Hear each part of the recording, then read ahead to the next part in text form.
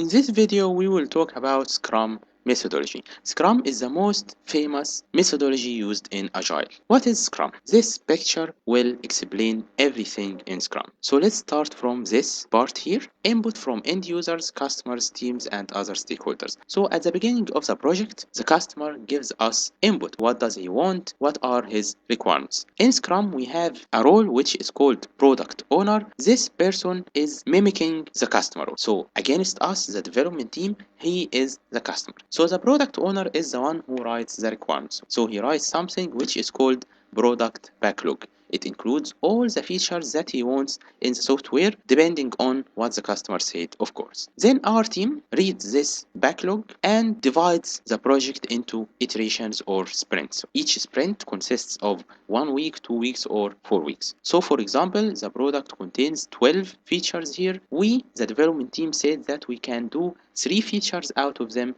in the first sprint. So we select these 3 features and add them to something which is called sprint backlog.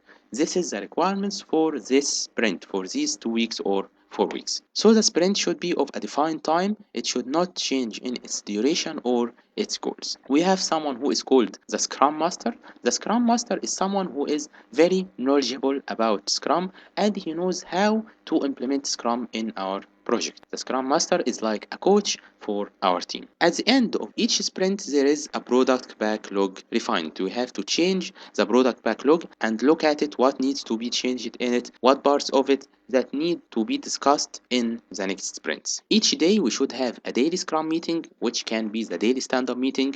At the end of each Scrum, we should have a sprint. At the end of each sprint, we should have a sprint review about the tasks that we selected for our sprint. Did we finish them? Did we not finish them? And there is a retrospective meeting that we give feedback on our performance, what went well and what didn't, and how to improve our performance in the future. At the end of each sprint, there should be a shippable product increment that is delivered to the customer. So this is Scrum in brief. So like we said, these are the definitions of Scrum. First, sprint. Scrum divides the project into iterations or sprints. They have fixed lengths of 2 or 4 weeks. Product increment. At the end of each sprint, we should have a product increment which is a reusable or shippable product. The product backlog is all the planned items that we should do in our project, and it is changed from sprint to sprint, which is called backlog refined. The sprint backlog is the highest priority items that we should do inside this sprint. Like we said, the Scrum team at all, not the product owner,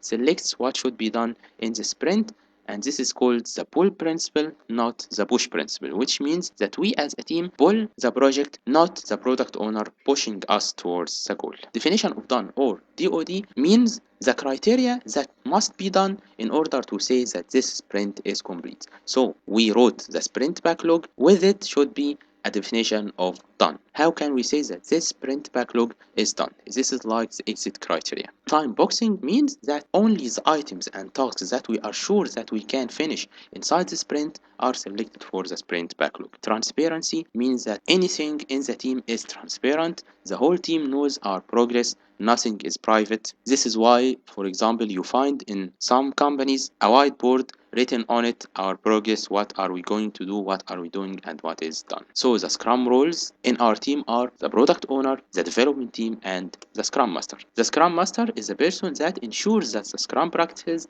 are implemented and followed, and any problem that happens, he should resolve it and removes anything that prevents our team from doing their job. This person is not a team leader, he is like a coach. He should motivate us. The product owner, he is the representative of the customer. He is the one who generates and prioritizes the product backlog. The last thing is the development team, and this team consists of developers and testers. This team is self-organized. There is no team leader, so the whole team makes decisions, and the team is cross-functional. What does this mean? That the tester can develop and the developer can test. So what is the difference between Scrum and XP? Scrum doesn't talk at all about software development techniques. Like we said, extreme programming is majorly about how to develop your code better. But Scrum, on the other side, doesn't talk about development or testing, doesn't give us any guidance on how testing or development should be done in our project.